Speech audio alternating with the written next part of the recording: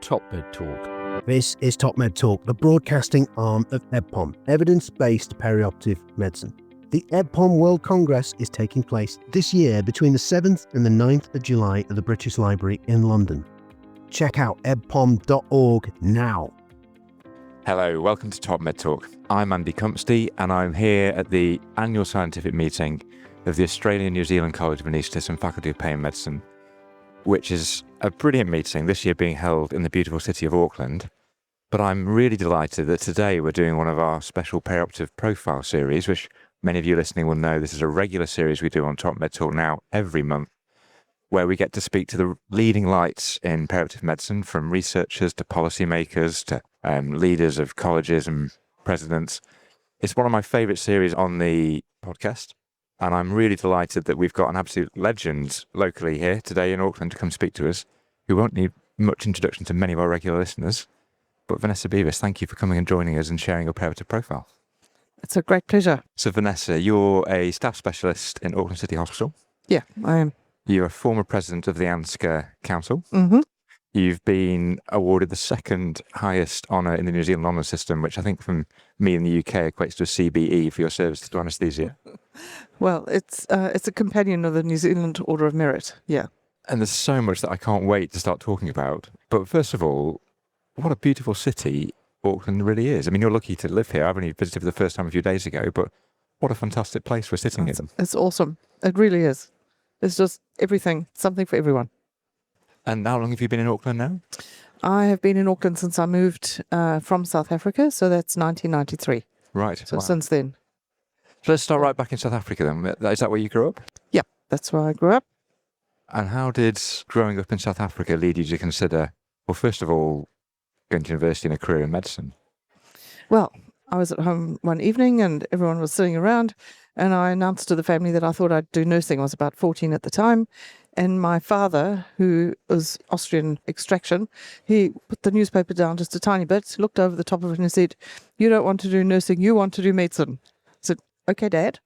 That was the last time I was obedient about anything. But anyway, and so I had never even considered it for a moment at that stage. Back in the day, you were allowed to do lots of things. And so every school holidays, I would go and do nurse aiding in one of the local hospitals.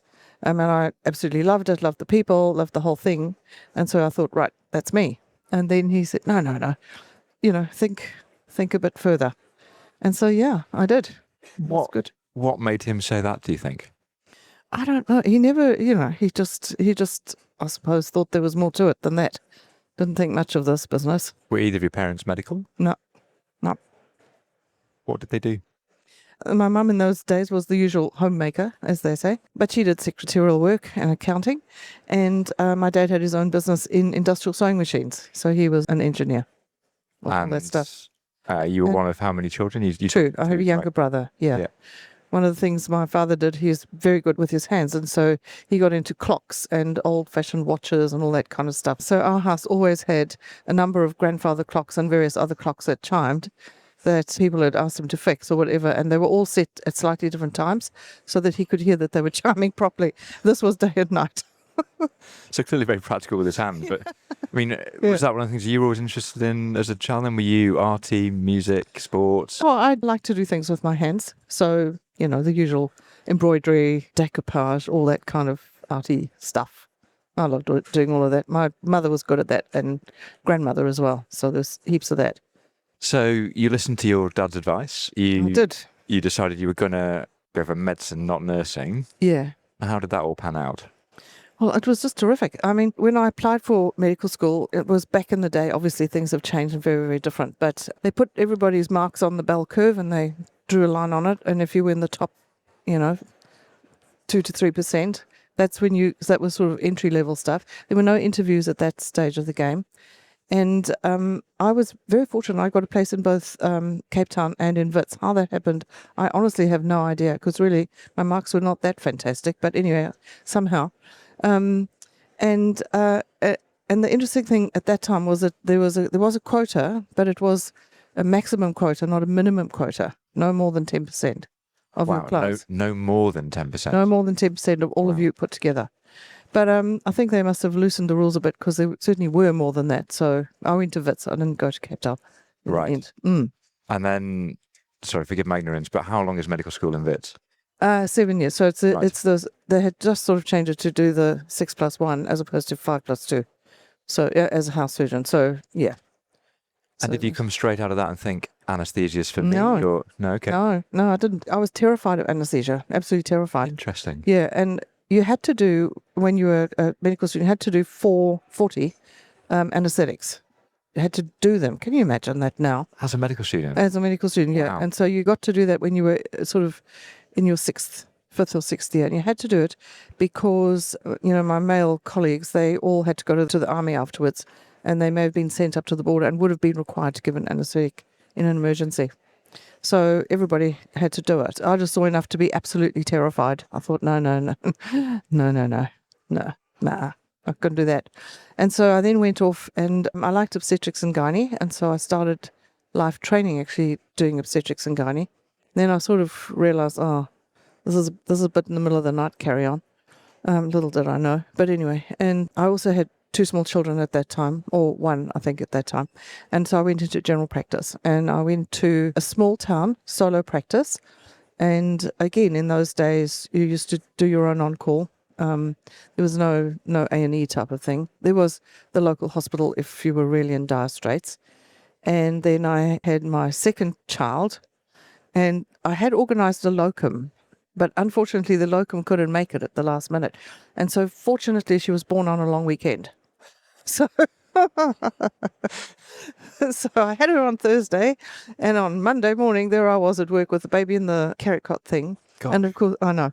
But of course all the little old aunties and grandmas that came in, they just loved this baby. Yeah. And so she grew up being looked after very well by all the patients, actually, So, up from the secretary. so right from the word go, I mean, clearly a lot of the characteristics and skills I'm sure we'll talk about later on, but very hardworking, diligent, independent, but also a bit on your own. Not a huge amount of family support around to kind of get you through that time, or Oh no, obviously I had a husband who was very supportive.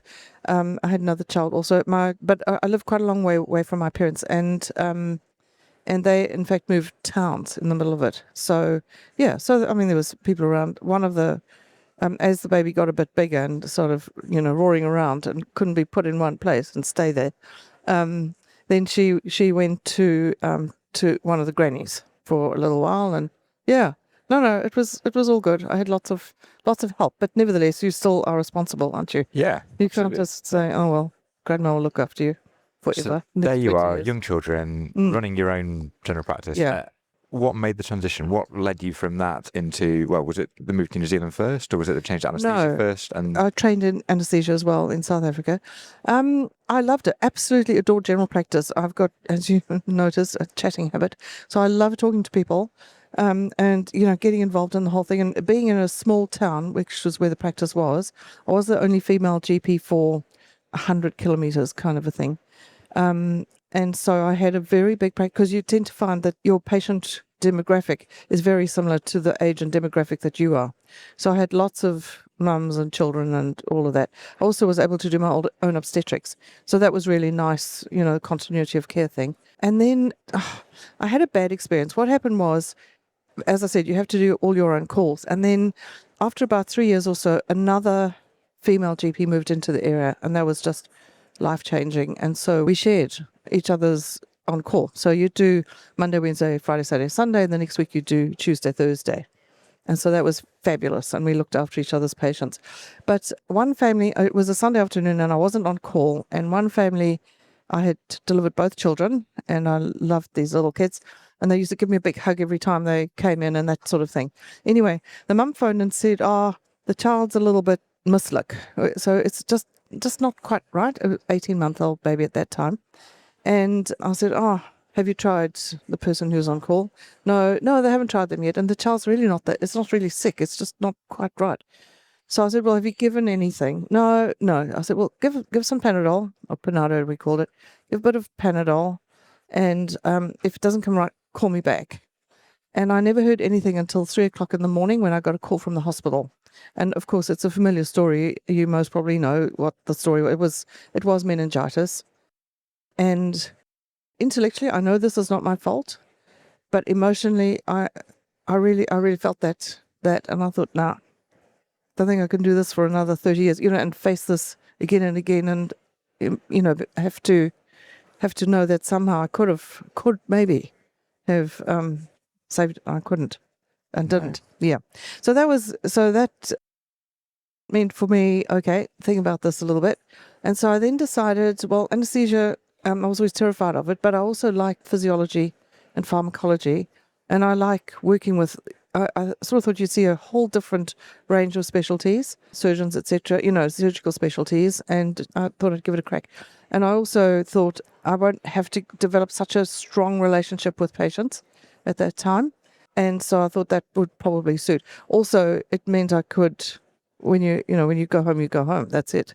It's not like a practice where you are responsible all the time. Yeah. For your, particularly, as you say, you've been there every day, every night almost for. Yeah. So how do you make that transition then? How did you have to go back to medical school? Is it a change of No. hospital in South Africa? How does it work? Yeah, it's well, we fell out of the Royal College kind of system. Sure. It's a Like similar system. all of us little, colonies. So it's a college-based system. They did have a university-based program, MD program, but I did the college thing with the primary and part 2 and moving around and all of that stuff. And how long does that take in South Africa? It's 4 years. Right. So in New Zealand at that time, it was there was the 5th fellow year. So no, we did 4 years, and then I moved to New Zealand. I was a fellow of the South African College, etc.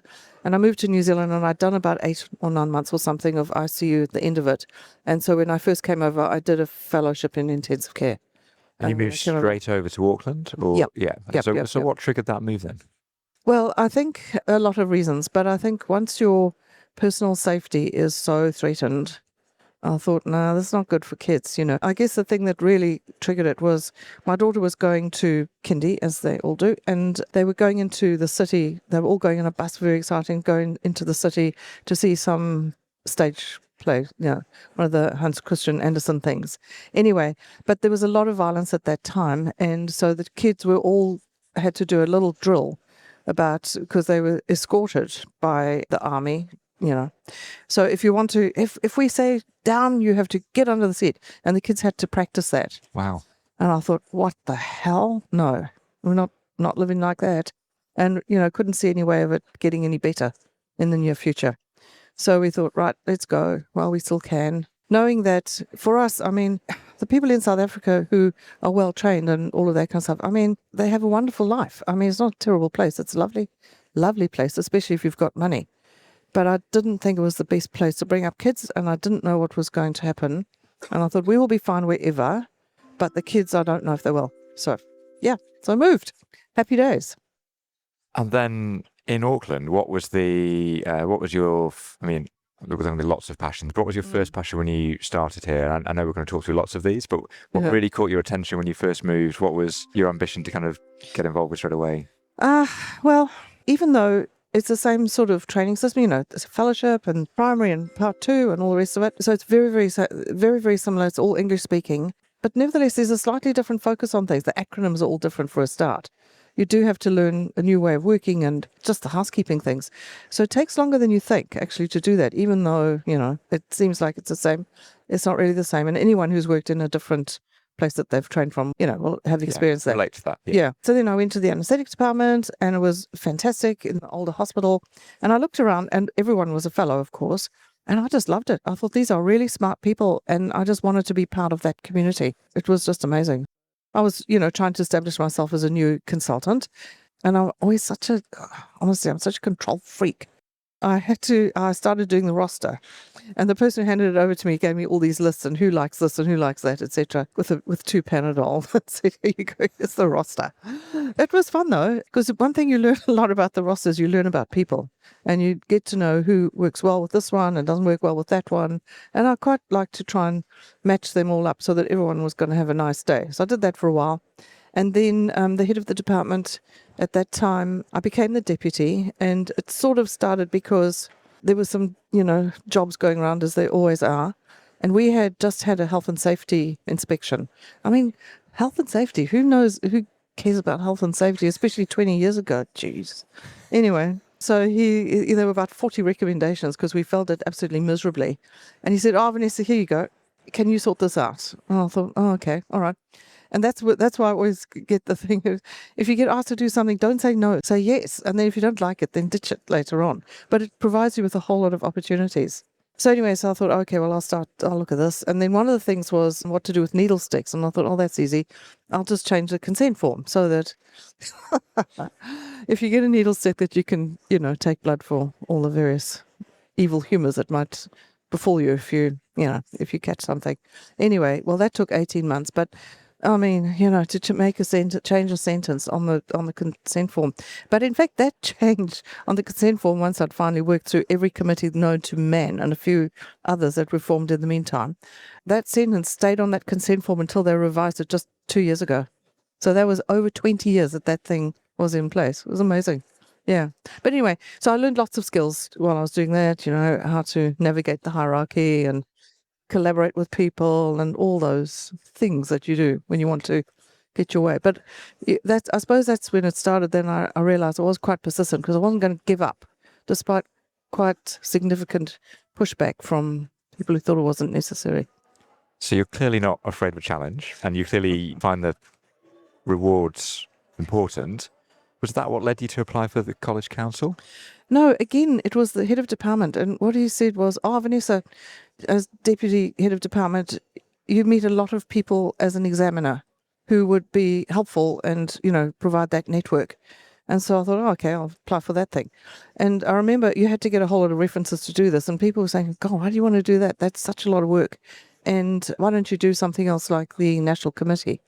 Anyway, so I thought, I'll start with the examiner thing, and I absolutely loved it. It's the best CPD I've ever done, I think. It was just another really great group of people, and yeah, it's hard work, but I mean, you get so much out of it, So I did that one, and then I did the National Committee, and then I thought, you know what, there's not that much about management if you're in a management kind of role, and I thought, I'm sure we could do something about this. And so I started off having lunches with a speaker for all the clinical directors in the country, actually. And I'd set the date twice a year and get people like the Privacy Commission and those.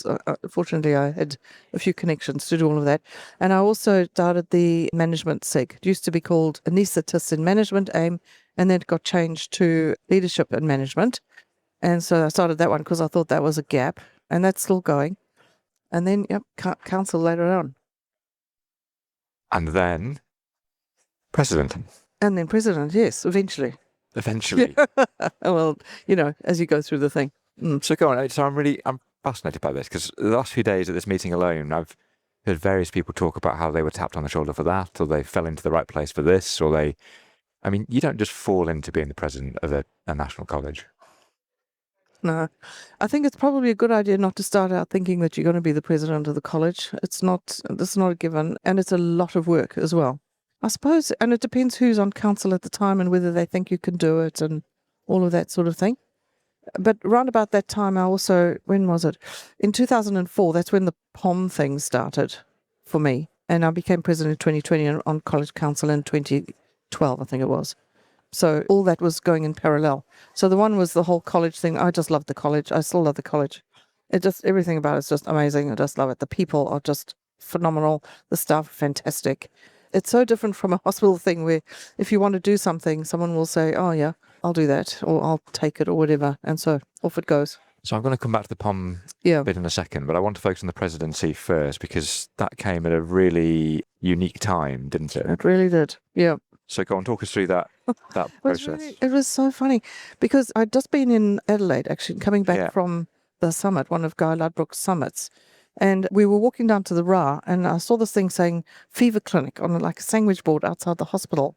What the hell's a fever clinic? What's going on here? The rats or something? Bubonic plague, I don't know. And then, of course, COVID suddenly started hitting and people were catching it and whatever. And as we stepped off the plane, I remember thinking to myself, this was early in 2020, thinking, I wonder when I'll get to Australia again, because we'd just heard then that I missed it by one day, that you had to self-isolate when you came back from overseas. That was in the very early days. And for our listeners at home, just remind us, how far into the presidency were you at this point? No, it was just kicking off. Right. So, for example, my predecessor, Rod Mitchell, his last council meeting was on Zoom, and my first one was, and it was like that the whole way until my last one was back in person. Wow. The first and last one in person. The rest was Zoom. I used to introduce myself by saying I come from New Zoomland as opposed to Zealand. So, I mean, I don't want to dwell on COVID too long, but the challenges of leading an international college across two countries, Australia and New Zealand, without able to travel, without able to get into the main college buildings, everything's virtual. I mean, I can't imagine the demands on you personally, but also the college trying to manage all the press, media, the specialty was so heavily involved.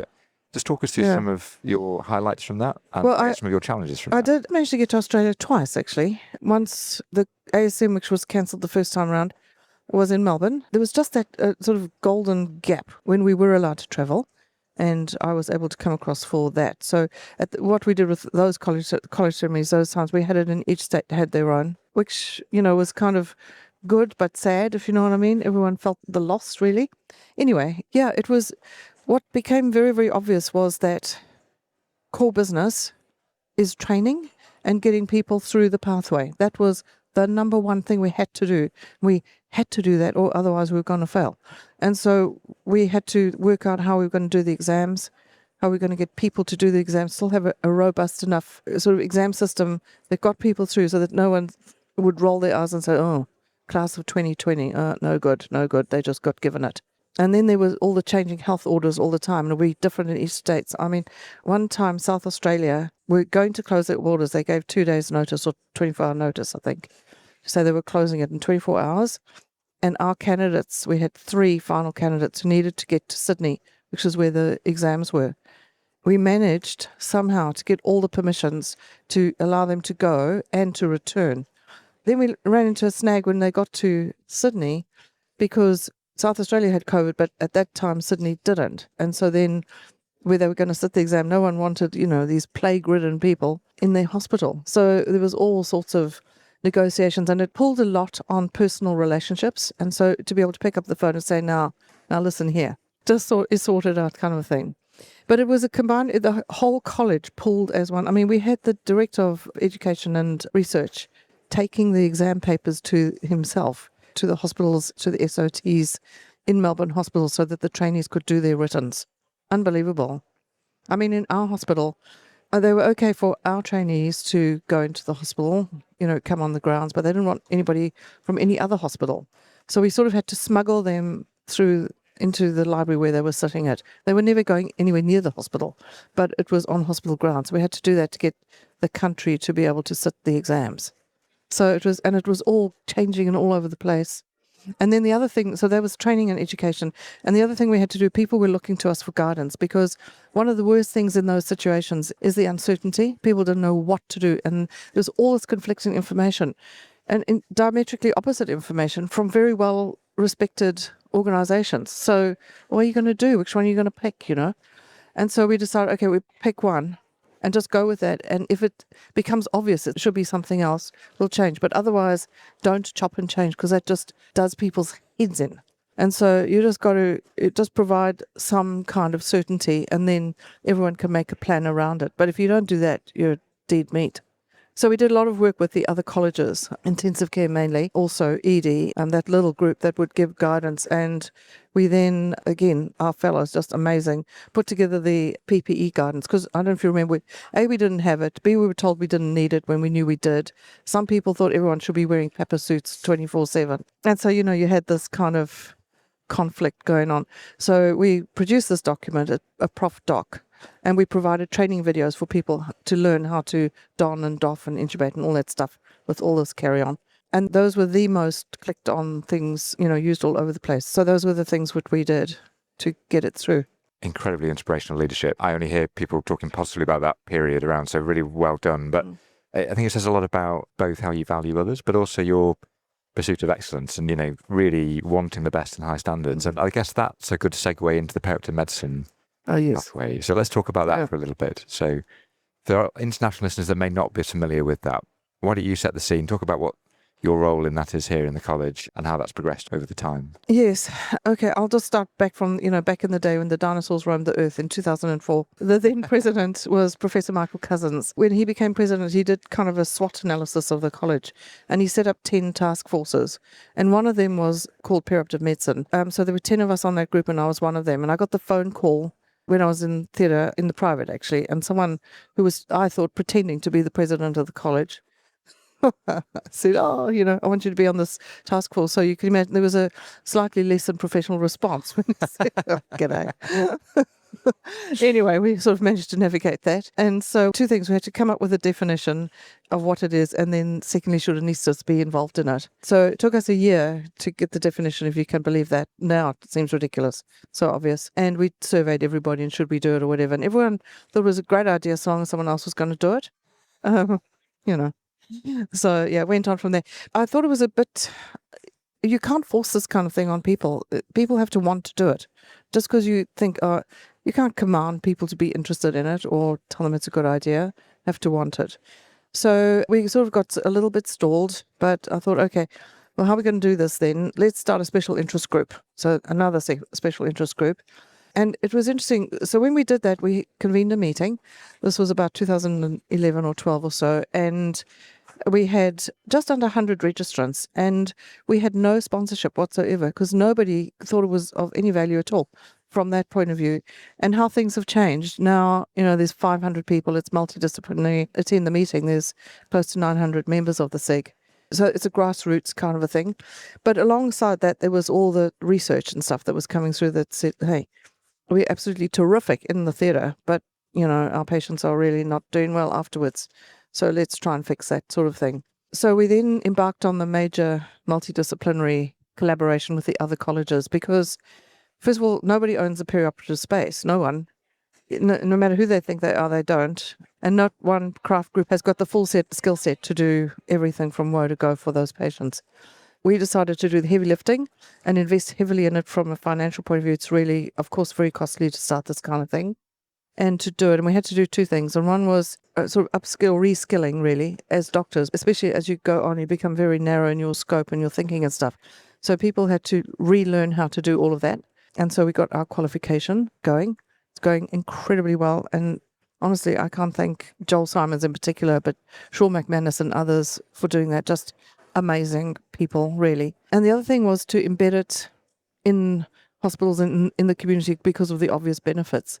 So that one was, we got the NEPHRON, which is now called the Australian New Zealand Perioperative Patient Pathway.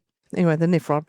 And that was Jeremy Fernando who sort of put that thing together with help from the college staff who did the little infographic. But yeah, so that's what we did. And then, so we did the qualification. We had got it kind of going. A huge grandparenting exercise went on because, you always need people to do the work. And so, especially free work, but they love it really. And so, yeah, so we did that. But then we thought, okay, well, what's the next thing? Because if it's a committee, it's very much at the whim of whoever the next leader is about whether it survives or not.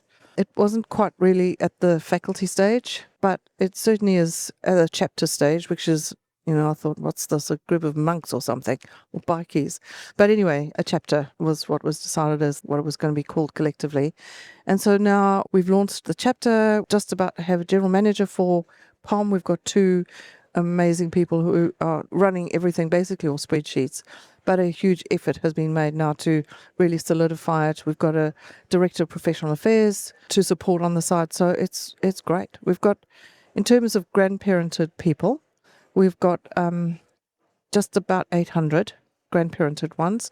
And in terms of people doing the course, because it's very, very popular, in a way, surprisingly so, really. Double the number of people doing the first 2 units of study this year, because it goes in semesters. So exceeded expectations.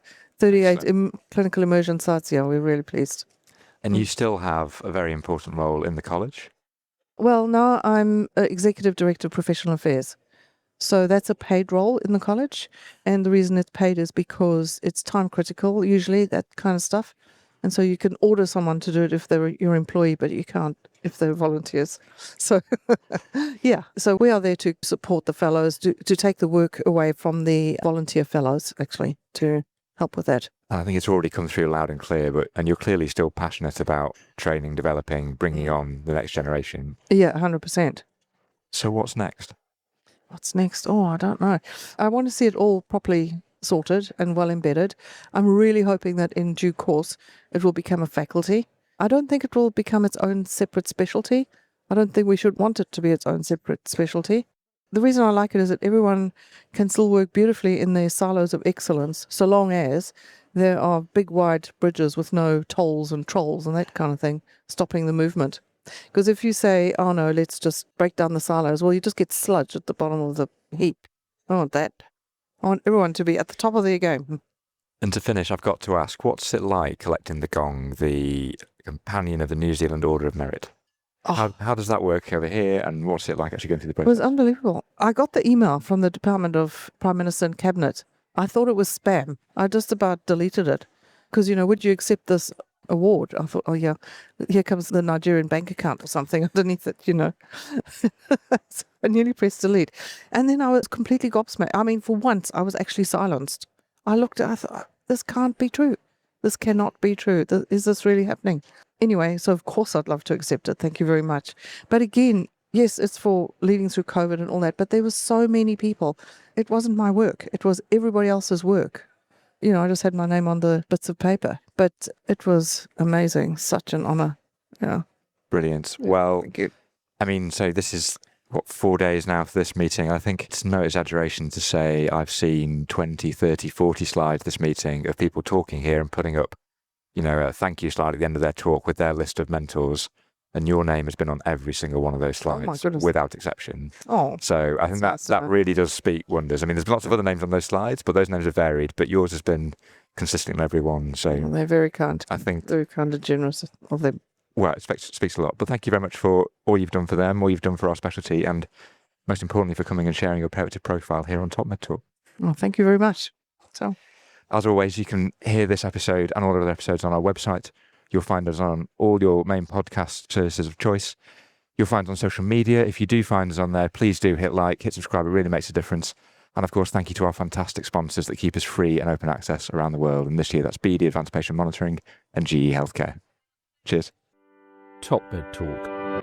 TopMedTalk is the broadcasting arm of EBPOM, evidence-based perioperative medicine. Join clinicians from around the world at EBPOM World Congress 2026 between the 7th and the 9th of July at the British Library in London. 3 days of evidence-based perioperative medicine, global insights and expert debate, featuring speakers including Michael Marmot and Ken Rockwood. Go now to ebpom.org. That's ebpom.org.